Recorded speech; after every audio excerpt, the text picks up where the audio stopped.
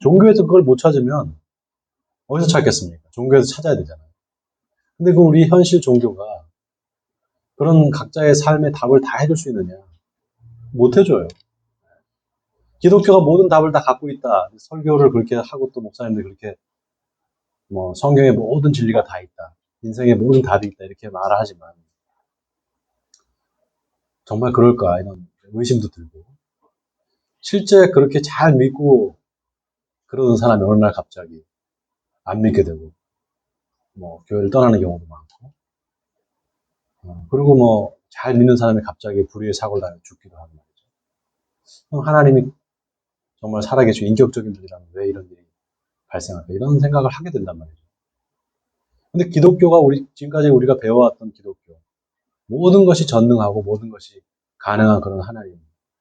그런 하나님을 우리 계속 믿었는데, 그렇지 않다라는 것을 어느 순간 자각하게 될 때는 허무가 오는 거죠. 왜 믿는 거지? 이렇게 되는 거죠. 그런 여러 가지 20세기 말에, 여러분 아시다시피 그런 2차 대전 이후에 많은 고민들을 하게 된 거예요. 우리 한국은 어떨지 모르겠지만, 그 서양은 이미 그런 역사 속에서 그런 몇 번의 그런 위기가 왔어요. 기독교를 왜 믿어야 됩니까? 신이 정말 존재하는 거. 이런 위기가 왔단 말이죠. 현대에 들어서 더욱이 가속화돼서 이제 오늘날 이제 급격히 종교인들이 줄어드는 무종교 상태가 되는 이런 시대가 온 겁니다. 어떻게 보면은 여기서 다시 한번 기독교가 사람들한테 세상에 빛을 줘야죠. 빛을 줘야지만 되는데 그 돌파구를 못 찾고 있어요. 많은 사람들이 요즘 목사들이 모여가지고 무슨 세미나를 하는지 이런 거 많이 합니다, 지금. 길을 찾기 위해서. 여러 가지 방향으로 또 이제 길을 찾으려고 해요. 대표적인 예가 뭐 영성 같은 거죠, 영성. 그래서 뭐 영성 모임이다, 영성 집회다.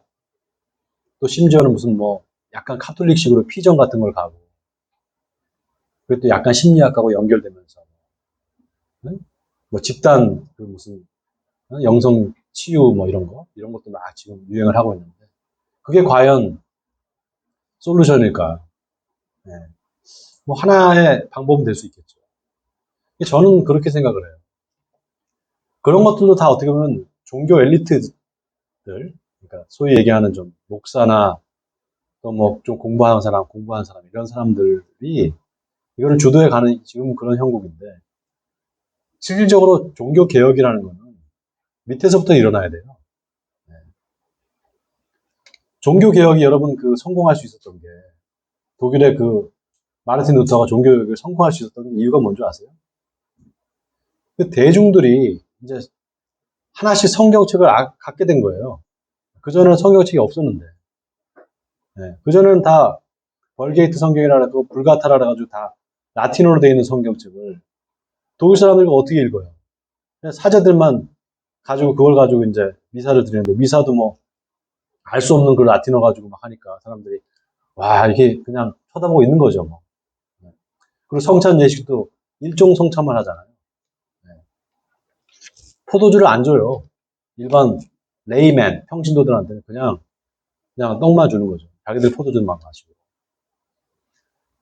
그러던 그런 시대에 이제 마르틴 루터가 종교 개혁을 일으키면서 제일 먼저 한 게 그때 또 하필이면 또 구텐베르크가 이제 금속 활자를 개발했잖아요. 그래가지고 그 라틴어 성경책을 독일어로 다 번역을 해가지고 이제 다 그냥 인쇄를 해버린 거예요. 그래서 성경을 사람들이 다 보게 된 거란 말이죠. 그래서 다 뒤집어진 거란 말이에요. 이게 다 지금까지 우리가 속았구나 말이지. 하나님의 뜻이 엉뚱한데 이런데 이 사제들이 말하고 교황이 말하는 이런 게 아니었구나 말이죠. 그러면서 이제 종교 개혁이 일어났단 말이죠. 그런데 지금 이 시대를 여러분 생각해 보세요. 이 시대에 뭐 문제가 많다는 건 다 알아요. 네, 그런데 가만히 생각해 보면 종교 개혁 이전으로 다시 돌아갔어요 우리가. 왠지 아십니까? 다 성경의 해석을 다 목사한테 맡겨요. 네? 옛날하고 달라진 게 뭐 있어요? 옛날에 사제들이 자기들이 성경을 독점하면서 그 성경의 내용을 자기 마음대로 해석해도 거기에 대해서 누가 토를 달 수가 없었어요. 왜냐면 모르니까. 뭐가 쓰여졌는지 알게 뭐예요? 모르니까. 근데 지금은 성경책이 다 있단 말이죠. 다 있는데도 불구하고 그걸 읽지 않고 자기가 해석하려고 하지 않고 다 맡기는 겁니다.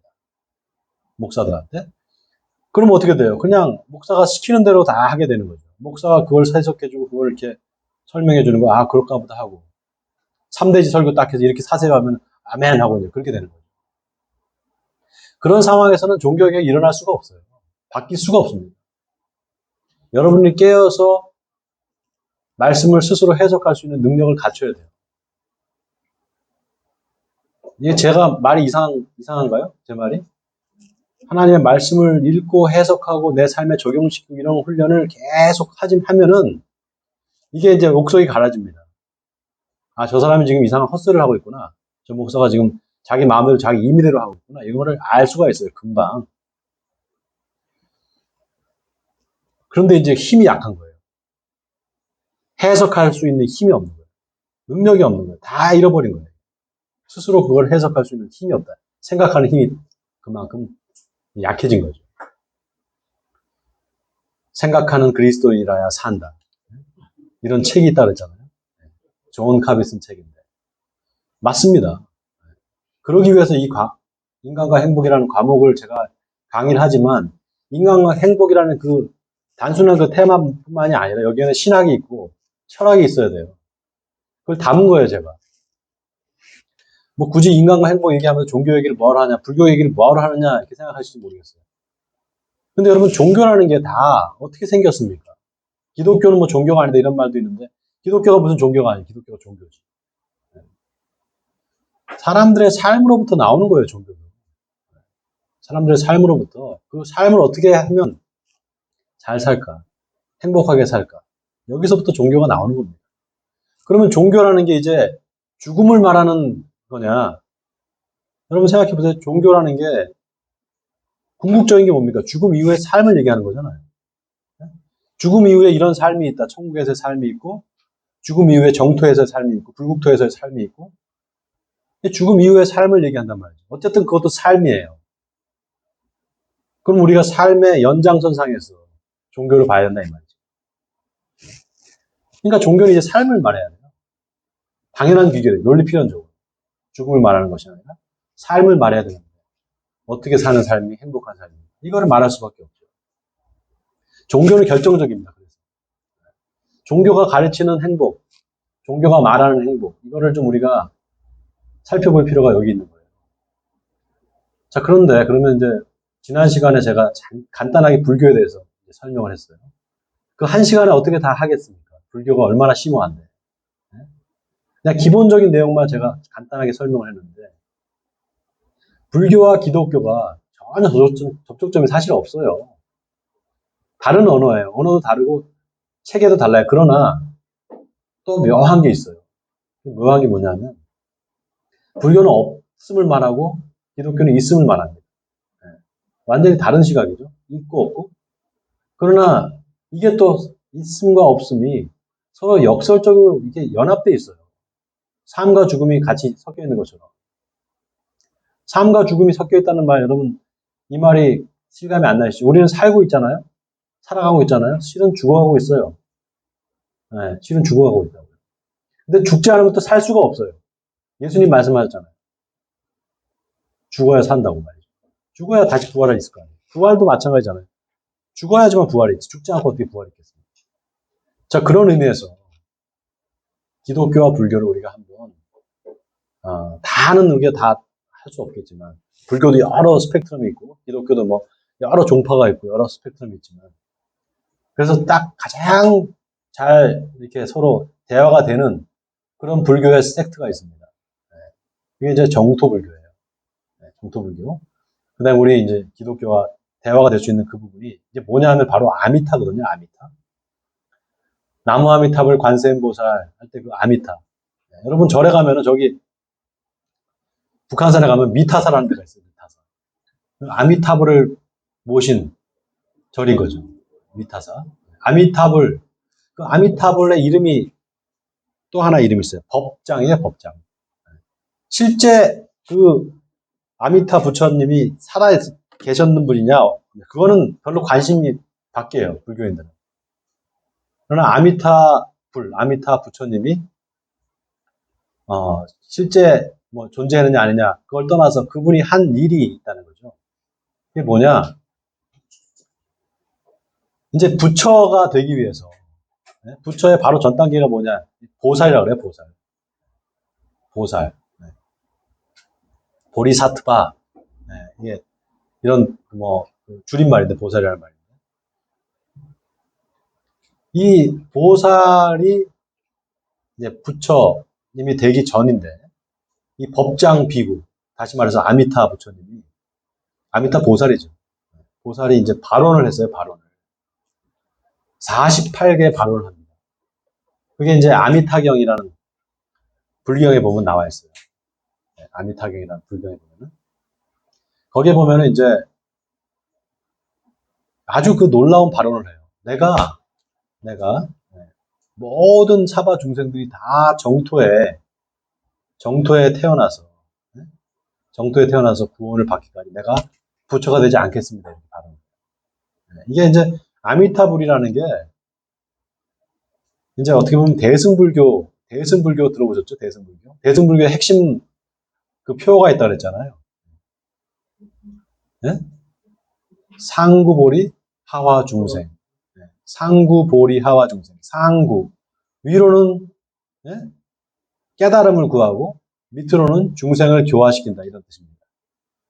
딱 정확하게 그 아미타불의 발언이 그거예요. 자기가 위로는 깨달음을 구하면서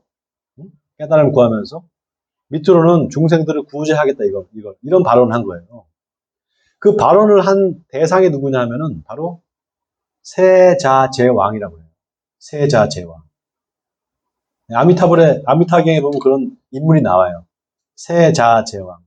세상 세자에 스스로 자자. 제 있을 제자에 임금왕자.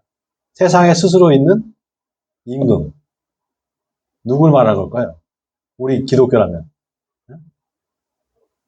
네? 하나님 같은 존재예요. 하나님 같은 존재. 네.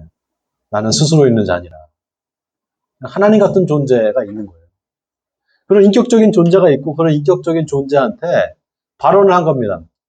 네. 내가 사바 중생들이 다 정토에 태어나기 전까지 구원을 받기 전까지 자기는 부처가 되지 않겠다. 뭐 하겠다는 거예요, 그러면? 사바 중생들을 교화하는 일을 하겠다는 거예요. 자, 그 아미타불과 누가 비견되느냐, 누가 유비가 되느냐? 예수님하고 유비 되는 거예요, 예수님. 그러면 세자제왕, 그럼 뭐 여호와, 하나님, 약간 이렇게 의미가 좀 서로 유비가 되겠죠? 이런 식으로 비교 종교학은 각 종교가 갖고 있는 차이점들을 분석을 합니다. 그 차이들을 분석을 해서 그 차이점들을 서로 비교를 해요. 비교하는 목적은 뭐냐? 다른 종교를 뭐 폄하시거나 다른 종교를 개종시키기 위한 것이 아니라 그 각 종교가 갖고 있는 유사성들을 이렇게 찾아내면서 그게 실은 차이가 아닌 유사라는 거를 좀 이렇게 자각시키기 위한 거예요. 목적은 뭐겠습니까? 목적은 자기가 믿고 있는 종교를 좀 더 잘 알기 위해서예요. 네? 이해가 되세요? 자기가 믿고 있는 종교가 좀 더 자기가 잘 믿고 정확하게 믿기 위해서 남의 종교를 바라보는 거예요. 타 종교를 보는 거예요. 자, 그런 의미에서 오늘 이제 아미타를 믿는 아미타의 타력이죠, 타력. 아미타가 그런 발언을 했다는 건 뭡니까? 아미타가 그렇게 도와주겠다는 거잖아요. 사람들을 구원하는데 도와주겠다니까. 그러면 우리는 어떻게 됩니까? 아미타불의 그 원력이라고 그래요, 원력. 소원을 빌었다. 그 원력을 의지해서 아미타를 부르는 겁니다. 칭염불이라고 해요. 칭염. 불을 칭. 염불을 외운다는 거예요. 나무 아미타불 관세음보살, 나무 아미타불 관세. 계속 그렇게 부르는 거죠. 그러면 어떻게 될까? 도와주신다 이 말이에요.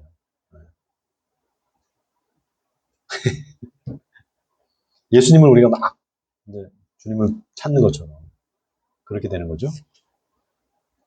자, 조금 더 이제 들어가 보면 여러분 유인물을 보시면 여기 굉장히 많이 적어져 있는데 이걸 다 제가 일일이 설명하진 않을게요. 오늘 마지막 시간이고 또 여러분들이 여러 가지 이제 그 질문도 있을 거고 그동안 10번에 걸쳐서 이제 강의를 했는데 또 뭐 약간의 질문과 답하는 시간도 갖기로 하고요.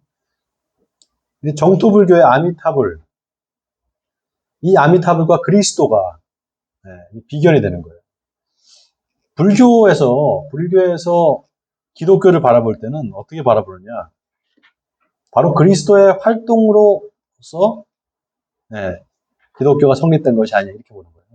이 그리스도라는 말이 여러분 참 중요해요. 그리스도. 구원자라는 뜻이잖아요. 그리스도. 예수가 그리스도다라는 거잖아요. 예수 그리스도죠. 자, 그러면 예수와 그리스도를 분리시킬 수 있을까?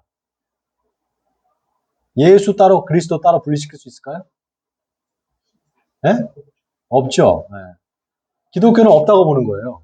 그걸 분리시키는 순간 이제 수많은 그리스도들이 나오기 시작하죠. 이만희 그리스도, 무슨 그리스도 막. 이제 그거를 원칙적으로 안 되는 거예요. 근데 불교는 그거를 살짝 야, 그렇게만 볼 수 있지 않는 거 아니냐? 그리스도를 살짝 분리해 볼 수 있지 않아? 그래서 그것도 성경적이지 않냐? 예를 들면 이런 거예요. 성령으로 아니하고 누구든지 예수를 주시라 할 수 없느니라. 이 맞잖아요. 성령이 우리한테 임해야지만 하나님 아버지라고 부르고 예수님을 주라고 부를 수 있는데. 자, 그렇다면 그 성령은 뭐냐? 성령의 활동이라는 게 신앙이고, 그건 그 그리스도의 활동이 아니겠느냐? 그건 자아에서 비롯되지 않는 거다. 뭔가 이 그리스도가 나한테 들어와서, 그리스도의 영이 들어와서, 그 그리스도의 영이 하나님을 아버지라고 부르는 거 아니겠느냐? 이거는 뭡니까? 모순적 동일이다 이 말이에요. 모순적 자기동일이다 이 말이죠. 이해가 되세요? 모순적 자기동일이라는 이 말이 내가 하는 것이 아니라 내 안에 그리스도가, 그러니까 그리스도와 예수 그리스도, 성자 예수 그리스도, 성부 하나님, 성령, 이 삼위일체인데 이게 한 분인데 그러면 다 하나잖아요. 하나. 한 분이잖아요. 자기잖아요. 다. 자기가 스스로 모순적으로 동일하다 이 말이죠. 모순적 자기동일인 거예요. 그 말 자체가 너무 어렵고 사실은 어렵죠? 이해가 안 되는 사실은 뭐 삼일체다라고 얘기해서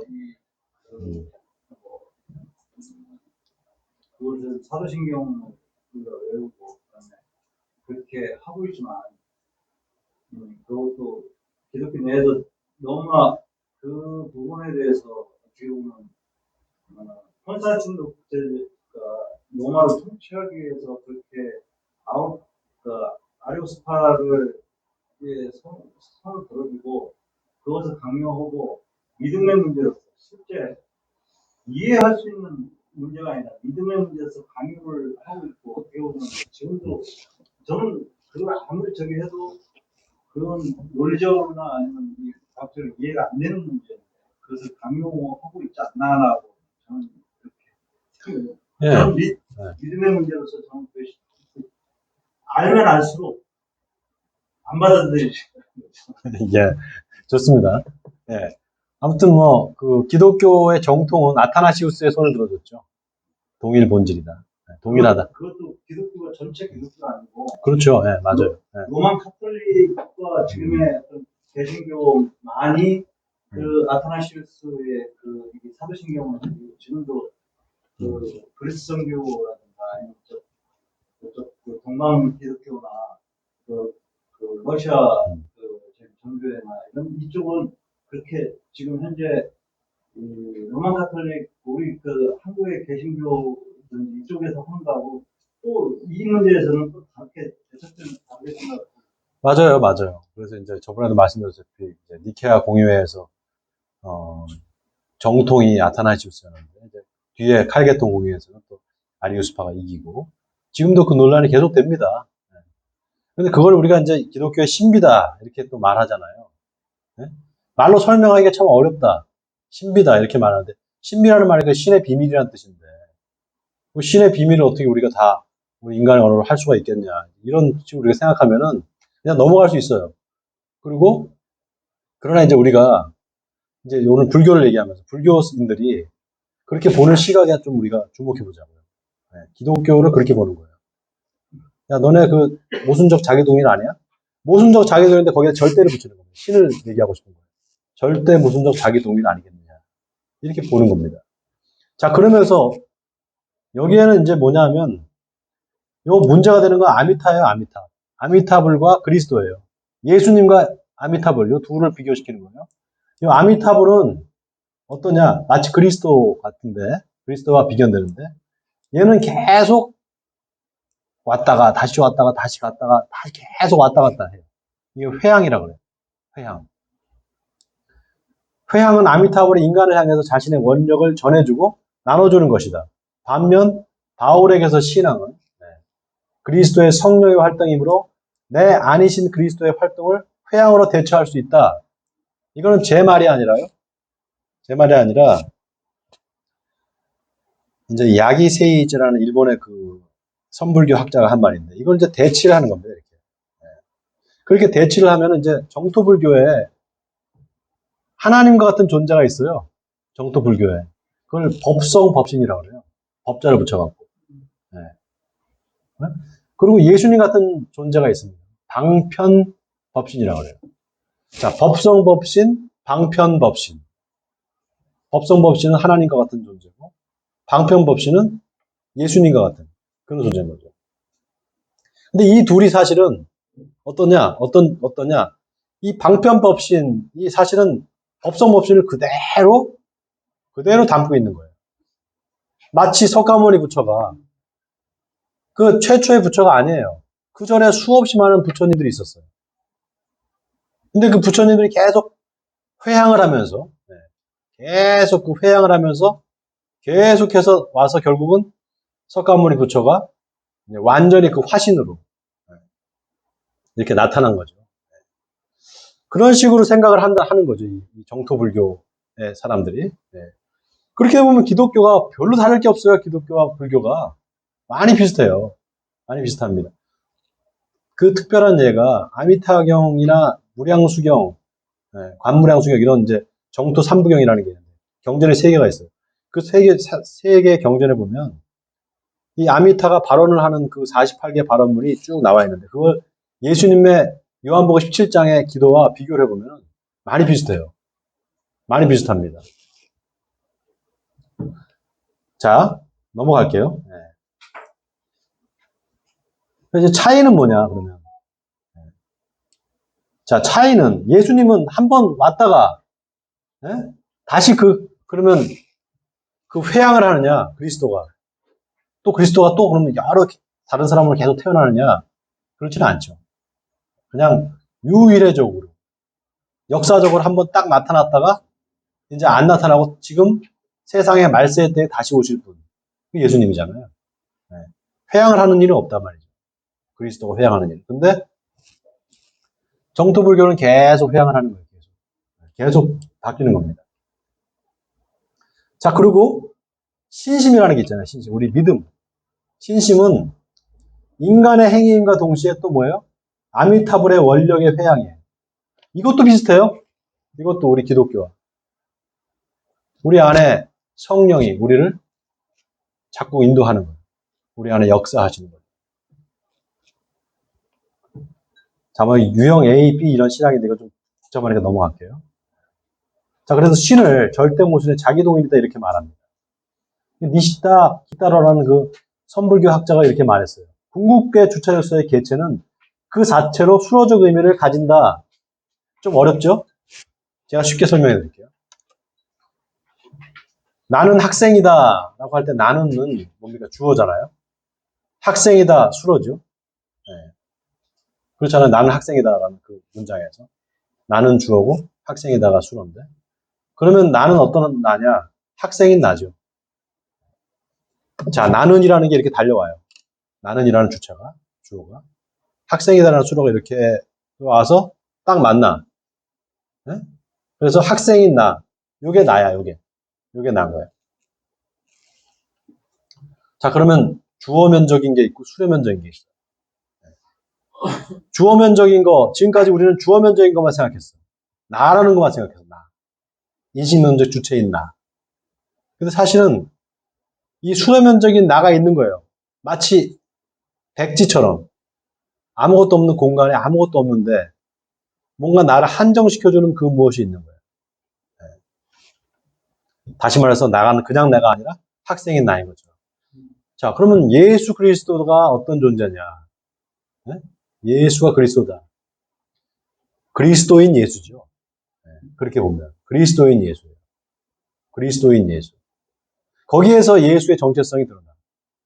그러니까 다시 말하면 수로면적인 그 무엇과 주어면적인 것이 딱 만났을 때 거기서 진짜 나라는 것이 드러나는 거예요. 이게 불교적인 사유입니다. 이게 불교적인 사유예요. 나라는 건 없어. 원래는. 그냥 허상일 뿐이야.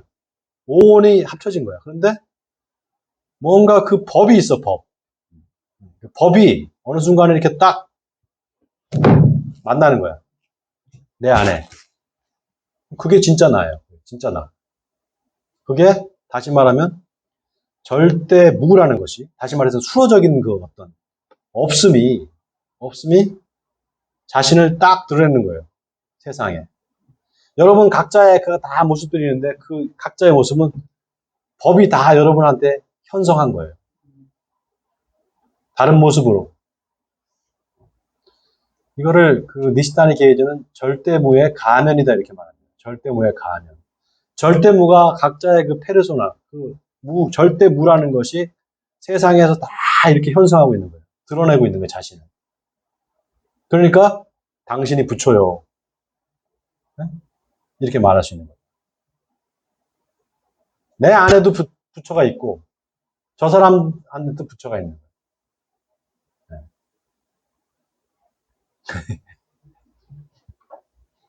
자, 네. 그런 이야기입니다. 네. 그런 이야기예요. 그래서 바울은 그리스도를 어떻게 받아들이고 있는가? 나에게서는 사는 것이 그리스도다 그랬어요. 내가 아니라 나에게 사는 것은 그리스도야. 이런 말 들어보셨죠? 빌립보서 1장 21절의 말씀. 이때 그리스도는 실체가 아닌 활동의 범주로 받아들이고 있어요. 그리스도가 활동하는 범주야. 나를 내어드리는 거야. 내 안에 사는 그리스도가 살기 위해서. 그리스도가 활동하기 위한 터전을 내가 열어드리는 거란 말이죠. 이게 여러분 불교적인가요? 이게 기독교적이지 않아요? 기독교적이잖아요. 응? 뭐 히브리어 하야 단순히 있다가 아닌 되어가다. 제가 말씀드렸잖아요. 이게 무엇이 될까 이렇게 본다고 그랬잖아요. 예수님도 하나님은 살아계신다. 죽은 자의 하나님이 아니라 살아계신 하나님이다. 그건 무슨 말입니까? 과거에도 있었고 현재에도 있고 미래에도 있을 것이다. 살아있다는 거잖아요. 인간은 어느 순간에 죽는데 태어났다 죽는데 그래서 유한한데 신은 하나님은 계속 살아있어. 하나님한테는 절대적인 현재만 있어. 네, 그렇다 그러면은 이게 지금 나는 이렇게 보고 이게 이거라고 판단할 수 있지만 하나님 입장에서 이게 뭐가 될까? 이렇게 보는 거죠. 네. 지금 예수 잘 믿고 있는데 한 1년 후에 예수를 안 믿게 될 수도 있어. 지금은 철저히 무신론자인데 앞으로 몇 년 후에는 예수를 믿게 돼, 이 사람이. 모르는 거예요. 무엇이 될까? 그러니까 그리스도는 교회의 머리예요, 머리. 우리가 그리스도의 지체가 된다, 이런 말 들어보셨죠? 바울이 한 아주 유명한 말이잖아요. 교회라는 게 뭐냐? 그리스도의 몸이다. 자, 그러면은 그리스도는 뭡니까? 신도를 자기 몸으로 조직해. 그것을 살리는 생명이며 능력이다. 이렇게 말할 수 있죠. 네. 그래서 이 능력, 에네르기야 이거를 그리스도의 성취로의 활동으로 볼 수 있지 않겠느냐. 이거는 결국 아미타의 본원력과 비견된다 이 말이죠. 그래서 에무나, 여러분 아멘이라는 말 아시죠? 아멘. 이게 에무나라는 말에서 히브리 말 에무나라는 말에서 유래된 말이에요. 에무나. 이거는 어떤 뜻인가? 이제 아멘이라는 말에 당신 말이 참입니다. 진실입니다. 이런 뜻이잖아요. 그 에무나라는 말은 그래서 믿음이라는 말도 해석으로 되고 믿음 또는 충성, 성실 이런 말도 해석이 돼요. 번역이 되는데 그러면 뭐냐 이게 에무나 반드시 이루어지는 거예요. 반드시 성취되는 거예요. 그래서 아멘 그러면 당신의 말이 반드시 이루어질 겁니다. 성취될 겁니다. 이런 뜻이란 말이에요. 그러니까 실행력이 있는 말씀, 힘이 있는 말씀, 반드시 이루어질 말씀을 우리가 들었을 때 아멘 하는 거죠. 그러니까 뭐예요? 이게 어떻게 말할 수 있느냐? 어떻게 말할 수 있느냐? 예수님의 씨 뿌리는 자의 비유, 이게 뭡니까? 반드시 그렇게 될 것이라는 그런 실행력 있는 말씀이다. 이렇게 우리가 본다면 이게 에메트적이죠. 에메트적이잖아요. 동일한 맥락에서 아미타의 열애, 아미타불의 맹세, 48 발언은 반드시 성취된다는 점에서 에메트적이다. 네. 그러니까 아미타불을 연부를 자꾸 외우는 거는 왜 그럴까요? 사람들이, 불교인들이. 그게 반드시 이루어질 거라는 것을 믿는 겁니다. 아미타의 본원력, 아미타가 소원한 것이 반드시 이루어질 거다. 예수님도 마찬가지예요. 요한복음 17장에 보면 하나님께서 아버지가 나에게 주신 사람들을 내가 한 사람도 잃지 않고 다 하나님의 나라로 인도하겠다 이런 말을 해요. 다 구원하겠다는 말을. 자, 그러면 인격성을 서로 비교해보자고. 아미타도 분명히 인격적이에요. 왜냐? 아미타가 법장이라는 그 뭐 실존 인물인지 아닌지 모르겠지만 그 세자 제왕 앞에서 자기가 이렇게 해서 사바주너를 다 구원하겠다는 그런 발언을 했잖아요. 굉장히 인격적인 발언 아니에요? 네. 거기 인격이 배제될 수 있나요? 없잖아요. 그런데 불교인들은 그거를 철저히 그걸 부정을 해요. 철저히 부정을 합니다. 왜냐하면 그게 중심이 아니기 때문에. 그래서 불교인들은 정토에 가는 게 죽어서 정토에 가는 게 그게 최종 목적이 아니에요. 우리는 죽어서 천국 가는 게 최종 목적이잖아요. 근데 불교인들은 정토에 가는 게 최종 목적이 아니라 그럼 최종 목적은 뭐냐? 깨닫는 거예요. 정토는 왜 가느냐? 깨닫기 위해서 가는 거예요. 그 차이가 있어요. 그 차이가. 그런 차이가 있습니다. 여기 그래서 다양한 어떤 그런 이야기를 하는데 여기 종교 간 대화의 출발점으로 차이를 얘기하는 거. 차이가 아닐 수 있다. 이걸 가능성을 열어놓는 거. 이게 이제 종교 간 대화의 핵심 이제 키워드라고 할 수 있어요. 제가 이걸 가지고 논문을 썼는데 논문을 써서 이게 논문이 그 학회지 학술제다 이제 기자가 된 논문이 있어요. 그게 이제 뭐냐면 불의적 관점에서 본 불이 둘이 아니다. 불의적 관점에서 본 기독교와 정토불교의 대화 이런 제목으로 97 그게 언제 7년인가 2017년인가 쓴 논문인데 그게 기자가 되는데 거기에 보면 제가 이 기독교와 불교의 차이라는 게 뭐냐 결국 이 차이는 결국 유사한 것에부터 시작된다. 차이가 있다. 일본 사람하고 한국 사람하고 중국 사람이 서로 차이가 있잖아요. 네? 일본 사람들은 이게 좀 턱이 작아요. 이게 턱이 작아요. 한국 사람들은 턱이 이렇게 하관이 작을 때도 있고 중국 사람들이 광대뼈가 많이 튀어나와 있어요. 똑같은 동양인인데 차이가 조금씩 있죠. 사실은 그 차이가 유사하다는 걸 전제로 할 수밖에 없어요. 그 차이는 사실 차이가 아니야. 유사한 뭐가 있는 거예요. 그런 관점에서 본다면 불이라는 그 말, 둘이 아니다. 네? 아니 물자에 둘이 두 있자인데 이 불이라는 게 뭡니까? 이게 굉장히 개방적인 거예요. 열려있는 대화의 핵이란 말이죠. 핵심 키워드가 불이에요. 둘이 아니야. 둘이 아니면 같은 거냐? 같은 것도 아니야. 네? 같다고 할 수 없어. 둘이 하나냐 그러면 하나라고 할 수 없지만 그렇다고 둘도 아니야. 이게 또 불교의 신비입니다. 이게 마치 삼위일체 같이. 저번에 우리 여기 박 권사님이신가요? 종교 언어가 다 서로는 어떻게 보면 다 서로 분명한 차이가 있죠. 그러나 그 종교 언어의 서로 의미를 자기들이 다 담을 수 있었느냐? 일부밖에 못 담는 거예요. 그럼에도 불구하고 그 종교 언어들을 가지고 우리가 소통을 한다. 어떤 식이든지 우리가 그 언어를 들었을 때 그 언어가 주는 인사이트를 가지고 우리가 상상을 하고 뭔가 그거를 이미지를 만들어내고 하는 것들이 우리 안에 다 있단 말이죠. 그런 의미에서 말이죠. 그런 의미에서 제가 지난 시간에 우리 박 권사님이 그 얘기를 하시고 제가 한번 가만히 생각을 해봤어요. 여러분 바벨탑 사건 있잖아요. 바벨탑 사건. 바벨탑 사건은 어떻습니까? 언어를 다 혼잡하게 해가지고 다 알아들 수 없게 됐잖아요. 근데 성령 강림 사건은 어때요?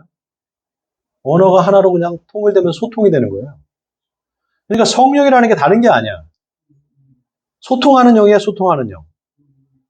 그 증거가 뭐였습니까? 다른 말로 다 듣게 되는 거예요. 자기들이 있는 그 방언으로. 이탈리아에 사는 사람이 이탈리아 말로 듣고 있는 거예요, 지금. 그 복음을. 그게 어떤 현상인가 한번 생각해 보자고요. 지금 이 시대에 말입니다, 이 시대에. 우리가 뭔가 다 다른 나라에 살고 있고, 서로 다른 문화권에 살고 있는데, 뭔가 하나의 그 뭔가가 있으면 그게 다 이렇게 서로 다 공감하잖아요. 대표적인 게 뭐예요? 싸이의 뭡니까? 네? 강남 스타일. 싸이 진짜 대단해. 싸이는 월드스타가 맞아요. TVN인가 TVN에서 연예인들 연예인들 나와서 이렇게 상 받는 거 있잖아요. 대종상인가? 거기 나와서 이제 싸이가 노래를 2개를 부르는데, 하나는 나팔바지? 와서 나팔바지 막 부르는 거예요. 나팔바지 부른 다음에 그 다음에 뭐냐면 연예인이야. 연예인이 돼 하는 노래 있어요. 아세요? 다 거기서 난리가 났어. 막 그냥 다 일어나서 막 춤추고. 음악이라는 게 그런 이렇게 하나로 이렇게 딱 뭔가 이렇게 통하는 그런 게 있잖아요. 음악이라는 게. 좀 얘기가 딴 데로 갔는데 성령이라는 것이 바로 소통할 수 없다면 그건 성령이 아니에요. 근데 우리가 어떻습니까? 우리 기독교인들이 성령을 받았어. 그러면 다 종교 언어를 써. 자기들만의 언어. 은혜, 칭의니, 은혜니, 다른 사람들이 저 사람들 무슨 얘기 하는지 몰라. 그 반대 아니에요? 그 반대가 돼야 되는 거 아니에요? 우리가 성령을 받았으면은 나한테 역사하신 그 하나님을 내가 그 사람들의 언어로 다 설명할 수 있어요. 그 사람들의 삶의 정황에서 우리가 우리의 언어로, 그 사람들이 통용하는 언어로 우리가 얘기할 수 있어야 되는 거예요. 그런 능력을 하나님 주시는 게 그게 성령 아니겠어요? 네. 그런데 엉뚱하단 말이에요. 우리는 그냥 개토화돼 자꾸. 자기들끼리 모여가지고 막 내봐갔다 그러고, 다른 사람들 다 알아들을 수 없고 말이죠. 그러면 안 된다 이 말이죠. 이게 또 기독교가 바뀌어야 될 점이에요. 사람들이 기독교를 자꾸 지들끼리 모여서 저렇게 한다 이렇게 생각하는 이유가 바로 거기 있어요. 언어가 중요한데 그 언어를 가지고 우리가 충분히 소통하지 못하고 있다는 거. 여러분 한번 생각해 보시기 바랍니다. 자, 어쨌든 정토 불교가 기독교와 비슷한 점은 타력이라는 거예요. 타력 신앙. 뭔가 내 힘으로 안 돼. 내 힘으로 깨닫기가 어려워요. 그렇기 때문에 아미타의 그 힘을 빌리는 겁니다. 아미타의 원력을 내가 빌려서 내가 깨달으려고 하는 거죠. 우리가 예수님을 믿는 이유가 뭡니까? 예수 그리스도가 나의 구원자라는 사실이잖아요. 내 혼자 구원받을 수 없어요. 내 혼자 힘으로, 내 의로 절대로 구원받을 수 없어요. 오직 예수님의 십자가의 보혈로만이 내가 의롭다함을 받을 수 있고 내가 구원받을 수 있다. 타력신앙이죠. 똑같은 그런 타령의 구원에 대한 그 개념이 불교에도 있다라는 거. 그래서 우리나라에 들어온 불교가 정토 불교가 있고 선불교가 있는데 지금 한참 활동하고 있는 그 법륜 스님 그분 굉장히 대중적이잖아요. 네. 굉장히 대중적이죠. 그 사람이 아주 제가 봤을 때는 그 설교 같아 꼭. 들어보면, 설법을 들어보면은, 그 기독교도 잘 알고 있어요, 그 사람. 기독교에 대해서도 잘 아주 핵심을 다 알고 있더라고. 그러면서 이렇게 쭉 얘기하는데, 목사 설교보다 훨씬 더 은혜가 돼. 어떻게 된 게. 네? 목사들은 뭐 똑같은 얘기 맨날 자기들 언어를 막 갖고 얘기를 하는데, 이 사람은 일상 언어로 가지고 막 그 은혜롭게 말을 잘해. 제가 그 법륜, 그래서 스님의 그, 뭐, 증문즉설? 그 증문즉답. 네. 그걸 자꾸 제가 들어요. 좀 그렇게 소통할 수 있는 그런 능력을, 제가 그러면서 기도해요, 하나님. 저 사람처럼 좀 소통할 수 있는 능력을 좀 나한테 달라고. 네? 얼마나 소통을 잘하는지 몰라. 막 다 웃었다가 울렸다가 막 그래요. 그 사람이 진짜 연예인이야, 내가 봤을 때. 연예인. 자, 네, 그 정토불교와 바울의 그 신앙을 비교한 책이 있어요. 그 책을 보면은 이렇게 하나님을 법성법신으로, 예수 그 로고스를 방편법신으로 이렇게 딱 비교를 하면서 그 이거 신난이라는, 이제 일본의 그 신난의 정토진종이라는 게 있습니다. 신난이 그 창시자인데, 그 신난의 정토진종과 기독교를 비교하면서 그 비교점을, 차이점을 잘 분석을 해내는데 아주 기가 막혀요, 진짜. 네, 기가 막혀요. 여러분 한번 읽어보시면은, 야, 이렇게 비슷한 게 많구나 할 정도로 그렇습니다. 자, 예수를 절대자 하나님의 아들로, 아미타불은 법성법신이 낳은 방편법신으로 이해를 하는 거예요. 그러면은 법성법신은 불교의 궁극적인 실제에 해당하는 공이에요, 공. 네. 부처의 생명을 의미해요, 부처의 생명. 자, 방편법신은 뭡니까? 법성법신으로부터 말미암은 존재로 인간의 구체적 상황에 응해서 발현하는 그런 존재죠. 이타성취적 존재. 바로 예수님 같은 그런 존재란 말이죠. 그래서 제가 제 논문에 이 세자 제왕에 대해서 썼어요. 세자 제왕이 도대체 누구냐? 요게 지금 핵심이다. 요게 세상에 스스로 있는 왕, 여호와 하나님과 상응하지 않느냐. 네. 그리고 분명히 세자 제왕 앞에서 아미타가 발언을 했는데, 그럼 이 아미타의 발언이 얼마나 인격적인 거냐? 그런데 왜 인격적이지 않다고 말하느냐? 불교가. 네. 자, 그런 부분을 제가 지적하면서 결국은 뭐냐? 네. 이 아미타가 48원을 발언한 거나 요한복음 17장 예수님의 기도가 서로 상응하는데, 보세요. 아버지요, 아버지께서 내 안에, 내가 아버지 안에 있는 것 같이 그들도 다 하나가 되어 우리 안에 있게 하소서. 세상으로 아버지께서 나를 보내신 것을 믿게 하옵소서. 법장의 그 발언은 뭡니까? 제가 부처가 될 때 다른 세계의 보살들이 제 이름을 듣고도, 네. 뭐죠? 잘 안 보이네. 네. 수명이 다해 존귀한 집에 태어나지 않는다면 차라리 부처가 되지 않겠나이다. 이게 정토를 얘기하는 거예요. 정토. 뭐 이거 무량수경 아미타경을 비교한 건데, 이 무량수경에 보면은요 참 재밌는 말이 나와요. 여기 이 부처님들이 많이 나와요. 부처님들이. 석가모니만이 부처님이 아니라. 근데 이 정광열애라는 분이 나와요. 정광열애. 석가모니한테 미래에 성불하여 중생을 제도할 것을 수기해준 부처예요. 이 석가모니 부처가 전생이 있었던 거죠. 전생. 그 전생에 정광열애가 수기를 해주는 거예요. 네가 성불을 해서 중생을 나중에 계도할 거다. 우리 기독교의 그 요한복음에 보면은 그 로고스가 나오잖아요. 로고스 선제설이라는 게 나오잖아요. 선제라는 게 먼저 선자 있을 때잖아요. 그 로고스가 먼저 있었다. 하나님과 함께 계셨고 그는 곧 하나님이다. 요한복음 1장 1절의 말씀입니다. 이런 것도 다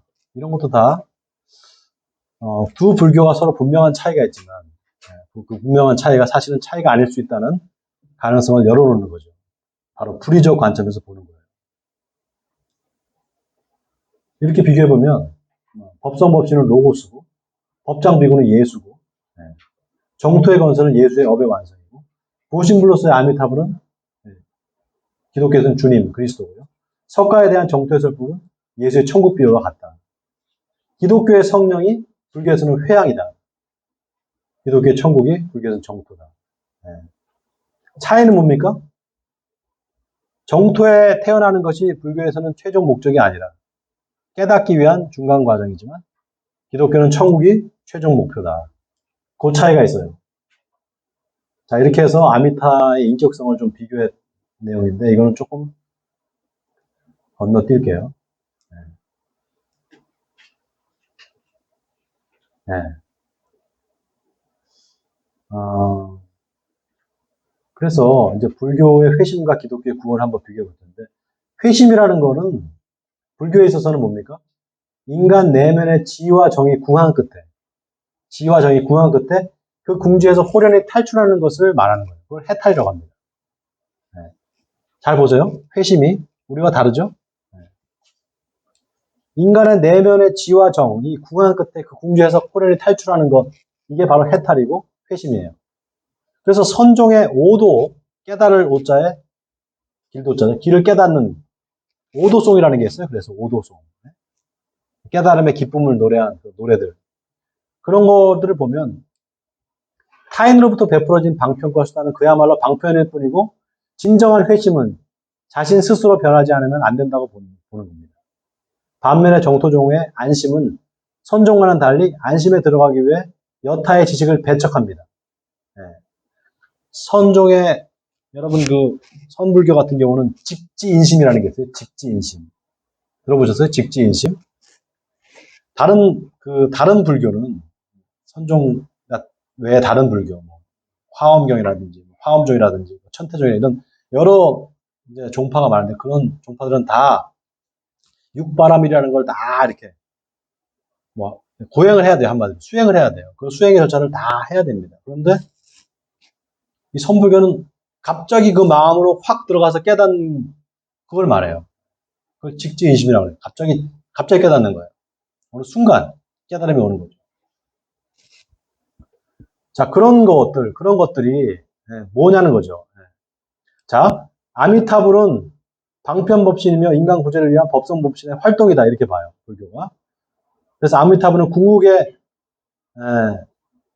체가 아니라 법신에게서 나온 유상의 불신이다. 불신이다. 그러므로 아미타불을 통해서 법성법신이 분명히 드러난다. 불교적으로 말하면 여기에 구제의 본질이 있다. 자, 예수님한테서 하나님이 완전하게 드러났어요. 그는 곧 하나님이셔. 그렇잖아요. 그렇죠? 은혜와 진리가 충만하더라. 아버지 하나님의 모습을 예수님을 통해서 다 보는 거예요. 바로 방편법신에게서 법성법신을 보는 거죠. 아미타에게서 그 법성법신을 보는 겁니다.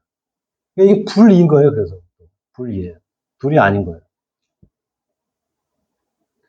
이런 개념으로 우리가 비교를 하다 보면 불교와 기독교가 그렇게 싸울 일이 없다. 실은 대화를 많이 해봐야 된다. 이런 결론에 도달하게 됩니다. 자, 여기까지 하고 좀 쉴까요? 10분 쉬었다 하겠습니다. 기독교는 너무 그 신의 인격성을 너무 강조해요. 그 인격성이라는 것이 결과적으로는 자의적인 게 될 수 있어요. 내가 너무 그 신의 인격적인 존재고 신이 인격적인 분인 맞죠. 그러나 인격체는 아니에요. 개별적인 우리 인격체, 우리 인간과 같은 그런 존재는 아니잖아요. 신이. 그렇지 않습니까? 그러다 보니까 우리 인간의 욕망을 다 신에게 투사해서 그 욕망이 실은 신인 것처럼 그래서 그 내 욕망을 들어줄 그런 우상을 스스로 만들어내는 결국 그건 자의적인 신이고 자기가 자기 자신을 믿는 거 그게 되는 거죠. 그런 부분에서 우리가 불교한테 좀 배워야 될 거는 불교는 그런 자의적인 그런 인격적인 존재, 그러나 실은 말은 인격적이라고 하지만 자의적이고 아주 이기적인 그런 존재를 부정합니다. 그거는 실체가 아니라고 보는 거예요. 자, 그러면 불교는 기독교에서 뭘 배워야 되느냐? 신과 인간 사이의 교호 관계. 이런 게 불교는 없어요. 우리는 하나님이 우리의 어려움을 다 알고 우리가 기도할 때 들어오신다는 그런 믿음이 있잖아요. 인격적인 관계죠. 신과 인간 사이의 교호 관계. 상호 어떤 소통할 수 있는 그런 관계를 불교에는 없기 때문에. 그런데 불교가 갖고 있는 그 정토 불교, 거기에서는 그런 걸 찾아볼 수 있다. 인격적인 면면을. 다시 말해서 법선법신과 방편법신 사이, 아미타와 세자 제방 사이의 그런 인격적인 관계, 그런 부분들을 왜 불교가 애써서 부정하느냐. 어차피 타격신앙을 자기들이 받아들인다고 하면 그 부분을 좀 수용할 수 있지 않겠느냐. 그렇게 제가 던진 거예요, 질문을. 그렇기 때문에 불교인들이 뭔가 이게 좀 늘 스스로 자기가 뭔가 이렇게 해야 되는 늘 그런 게 있잖아요. 우리는 좀 내려놓는 게 조금 있죠. 하나님과 맡기자 이런 게 있잖아요. 그런 부분들을 조금 서로가 배울 수 있지 않겠느냐. 그러면서 좀 더 뭐 다른 종교를 개종시켜서 그 사람을 우리 기독교를 데리고 오고 이런 차원이 아니라 내가 믿고 있는 종교, 내가 믿고 있는 기독교가 좀 더 애착을 갖게 되고 좀 더 내가 하나님을 사랑하게 되고 이런 쪽으로 충분히 갈 수 있다는 거죠. 그런 차원에서 우리가 대화를 해야 된다라는 겁니다. 자, 이제 조금 넘어가서 우리가 그러면 이제 종교적인 인간과 우리가 인간을 종교적인 인간이다 이렇게 보는 이유를 제가 쭉 지금까지 설명해 드렸잖아요. 호모 렐리기우스, 종교적 인간인데 그 종교적 인간은 한 종교만 믿지 않죠. 여러 종교들을 믿습니다. 여러 종교가 있어요. 이 종교학의 분과가 있어요. 비교 종교학, 뭐 종교 현상학, 종교 신학 이런 것들이 있는데 우리가 여기서 질문을 한번 던져보는 거예요. 특정 종교의 이름이 한 종교인의 개별적인 신앙을 다 싸잡고 대체할 수 있느냐 말이죠. 네? 그럴 수 없어요. 왜냐? 개별 인간의 삶의 문제가 여기 결부되어 있기 때문에 그래요. 여러분 한 가지 우리가 한번 생각을 해보죠. 한 200년 전만 해도 우리 조상들은 기독교를 몰랐어요. 그렇죠? 우리는 유불선의 어떤 그런 외래 종교죠. 그것도 유불선 다 외래 종교예요. 불교 외래 종교잖아요. 또 도교, 유교 다 외래 종교 아니겠 중국에서 되는 거고. 우리한테는 어떻게 보면 무속이 있었죠. 무가. 그런 종교적인 현실에서 우리가 기독교를 알지도 못했고 그런 상황에서 우리가 살았단 말이에요. 우리한테는 뭐가 있느냐? 우리가 기독교인으로 개종을 해서 기독교인이라고 하지만 우리한테는 여러 가지가 있어요. 그 안에. 대표적인 예가 저희 집에는 추도 예배를 드리거든요. 추도 예배를 드리는데 뭔가 저희 아버지는 섭섭해. 뭘 좀 차리라고 그래. 자꾸. 그것도 없이 위해서 하는 거지. 뭘 차립니까? 아버지 누가 먹으려고 좀 차립니까? 그래도 좀 차려라는 거예요. 근데 실은 따져보면요. 이스라엘 사람들이 믿는 그 하나님도 조상신이에요. 아브라함의 하나님, 이삭의 하나님, 야곱 다 조상신이란 말이에요. 여러분 잘 보세요. 우리가 절하는 거 아시죠? 유교식으로 절하는 거. 그러면 거기 뭘 합니까? 경품을 이렇게 쳐놓잖아요. 그리고 앞에다 이렇게 제단을 해놓고서 음식을 차려놓고 거기서 절을 하죠. 옛날 구약시대에 지성소가 있잖아요. 지성소에 뭐가 있습니까? 이게 안에 휘장이 쳐져 있잖아요. 그 안에 뭐가 있어요? 언약궤가 있죠. 언약궤가. 언약궤가 있고 그 휘장 바로 앞에 뭐가 있습니까? 분향단이 있고 왼쪽에는 떡상, 오른쪽에는 메노라, 촛대가 있잖아요. 거기서 음식을 차려놓고 거기서 뭐 합니까? 분향을 하잖아요. 그 휘장 안에 뭐가 있다고 그랬죠? 언약궤가 있잖아요. 그 언약궤가 뭡니까? 뭐라 그랬죠 제가? 예수의 무덤이라고 그랬잖아요. 내 처음 얘기 듣나요 지금? 처음이시죠. 언약궤 안에 뭐가 있어요? 언약궤 안에 3개의 성물이 들어있잖아요. 뭐가 들어있습니까? 10계명 돌판이 들어있어요. 10계명 돌판이. 그리고 또 뭐가 있어요? 아론의 쌍난 지팡이. 또 하나 만나 항아리가 들어있거든요. 요 3개의 성물이 들어있는데 이게 다 의미 있는 물건들이에요. 처음 듣는 처음 듣는 얘기예요. 네. 자, 그럼 10계명 돌판은 뭡니까? 율법이죠. 모세가 받은 그 돌판. 10계명이 적혀진 돌판. 예수님이 뭐라 그랬습니까? 나는 율법을 폐하러 온 것이 아니라 완성시키러 왔다. 10계명 돌판을 상징하는 거예요. 그리고 아론의 쌍난 지팡이 뭡니까? 나무가 죽었는데 거기 싹이 났어. 나는 부활이요 생명이니 나를 믿는 자는 영원히 살겠고 무릇 살아서 믿는 자는 영원히 죽지 아니하니 이것을 내가 믿느냐. 당신이 부활이라는 쌍난 지팡이를 말하는 거예요. 만나 항아리는 뭡니까? 나는 하늘에서 내려온 사한 떡이니 나를 먹는 자는 죽지 않을 것이다. 너희 조상들은 하늘에서 내려오는 만나를 먹고도 죽었거니와 나를 먹는 자는 죽지 아니하리라. 예수님께서 그 성물을 정확하게 자기로 비교한 겁니다. 그럼 그 성물이 들어있는 언약궤는 뭐예요? 자기 관인 거예요. 예수님 자기가 죽은 관인 거예요. 죽은 관. 옛날에 우리 조상들 죽으면 어떻게 돼요? 관에다가 놓고 병풍 쳐놓고 거기다가 촛대 켜놓고선 절하잖아요. 그렇게 우리가 유교에서 생각해 볼 수 있단 말이죠. 유교와 모세의 그 유대교가 크게 차이가 없어요. 율법적이죠, 유교. 조상한테 잘해야 된다, 뭐, 제사에 뭐, 조율 이시과, 조율 이시가 들어보셨어요? 조율 이시과, 쫙 차리는 상 차리는 방법 있잖아요. 홍동백서,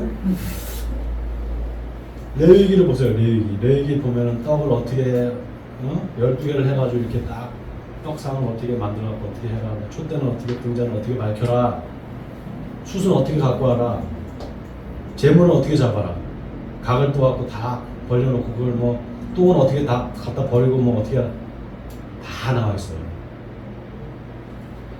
그게 다르지 않단 말이죠.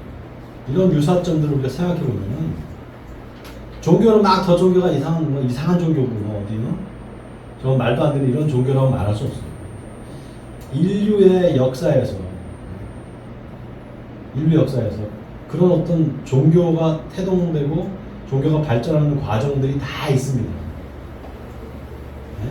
기독교 거기에 예외가 아니에요. 네. 그런 의미에서 종교가 우리가 믿는 종교만이 그게 100% 그게 다 그게 진리고 다른 건 다 다 쓸데없는 것 이렇게 말할 수 없다 이 말이에요. 그 안에서 다 나름대로의 구원의 도리가 다 있어요. 우리랑 조금 다르지만 개념 자체가 다른 거예요. 구원의 개념 자체. 아까 말씀드렸잖아요. 회심이라는 말과 불교의 회심이라는 거 우리의 회심이 다르잖아요.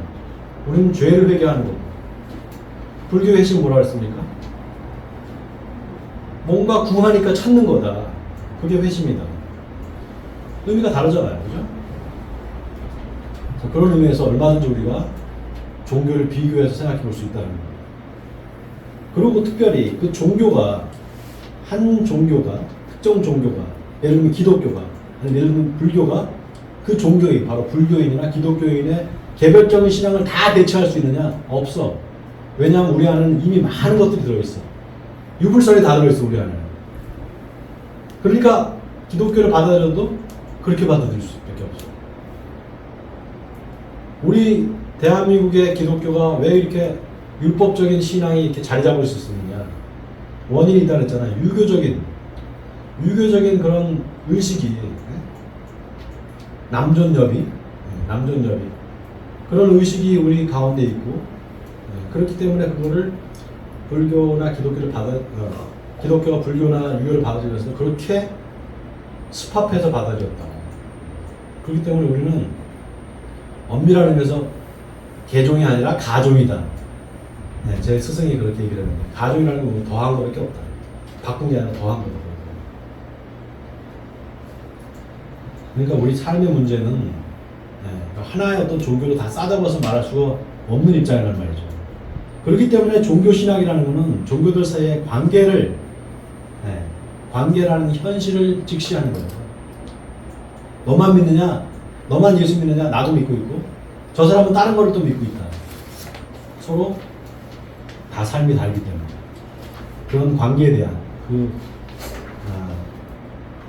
종교들 사이의 관계라는 현실을 전제하고 이에 대한 진단과 처방을 제시하기 위해서 그 관계에 대한 이론적 실천적 논리를 전개해 가는 것, 그게 종교 신학입니다.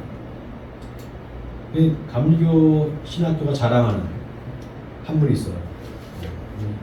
일각에서는 이 사람 뭐 이단이라고 정죄해갖고 다 그냥 쫓아내가지고 엑스커뮤니케이션을 시켜가지고 이 사람이 이제 결국 이 변선한 학장이 죽었어요. 네.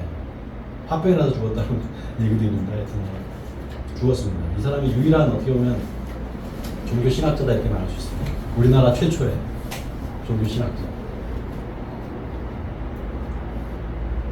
이 종교 간의 관계에 대해서, 관계 유형에 주목하는 거, 이게 좀 중요한 일입니다.